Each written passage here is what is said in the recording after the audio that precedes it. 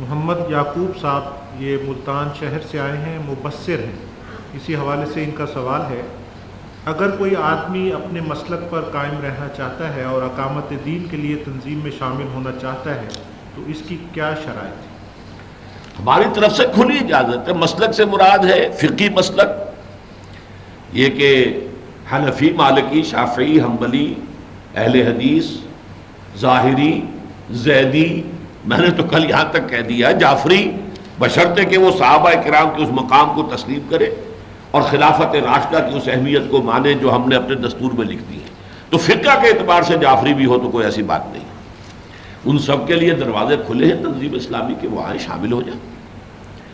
البتہ یہ کہ بریلویت، دیوبندیت یہ در حقیقت مسلک نہیں ہے، یہ تو فرقے بن گئے ہیں۔ در حقیقت سب کے سب، دیوبندی بھی، بریلوی بھی حنفی ہے، مسلک کے اعتبار سے تو حنفی ہے، ان کی عقائد کی کتابیں امہات الکتب وہی ہے، ان کا مسلک وہی ہے، ان کی فقہ وہی ہے۔ لیکن اس میں بھی جو بہت کھینچ تان ہو گئی ہے وہابی اور بریلوی کی، جس کو وہ سنی اور وہابی اب کہتے ہیں، اس میں واقعہ یہ ہے کہ جس قدر نقطہ اعتدال ہم نے پیدا کیا ہے، اب کل جو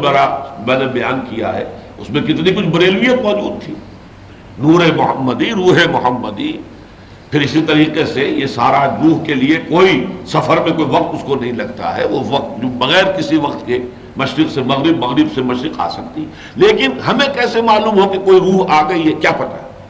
کوئی شیطان جن کہہ دے کہ میں شیخ عبد القادر جیلانی کی روح بول رہی ہوں، اب ہمیں کیا پتہ چلے گا؟ لہذا ہم یہ دین کے اندر حجت اسے نہیں مان سکتے، نہ کسی کے کہنے سے ہم سمجھ سکتے ہیں، بلکہ یہاں تک کہ جو حضور کی حدیث ہے اس کے بارے میں بھی میری رائے پختہ یہ ہے، حضور نے فرمایا کہ جو شخص بھی مجھے خواب میں دیکھے گا وہ مجھے کو دیکھے گا، اس لیے کہ شیطان میری صورت اختیار نہیں کر سکتا۔ میرے نزدیک یہ صرف صحابہ کرام کے لیے ہے جنہوں نے حضور کو اپنی ان آنکھوں سے دیکھا ہوا تھا، تو وہ حضور کی صورت کو پہچانتے تھے۔ تو حدیث میں ضمانت صرف اس بات کی ہے کہ شیطان میری صورت اختیار نہیں کر سکتا، یہ نہیں کہا گیا شیطان یہ نہیں کہہ سکتا کہ میں محمد ہوں، یہ تو نہیں کہا گیا، جس کی نفی تو نہیں ہے۔ اس حوالے سے ہم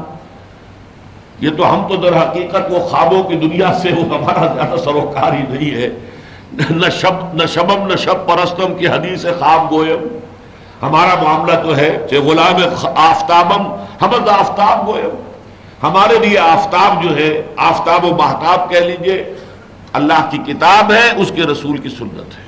اللہ اور خیر سنت۔ لیکن یہ کہ یہ چیزیں جو بن گئی، اب علم غیب کا مسئلہ ہے، اس میں بھی ہمارا معتدل نقطہ نظر ہے۔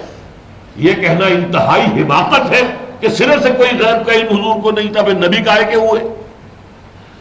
لیکن یہ کہ وہ محدود ہے جو اللہ نے دیا، جس طرح چاہ دے دیا، وہ کل علم وہ نہیں ہوگا، وہ شرک ہو جائے گا۔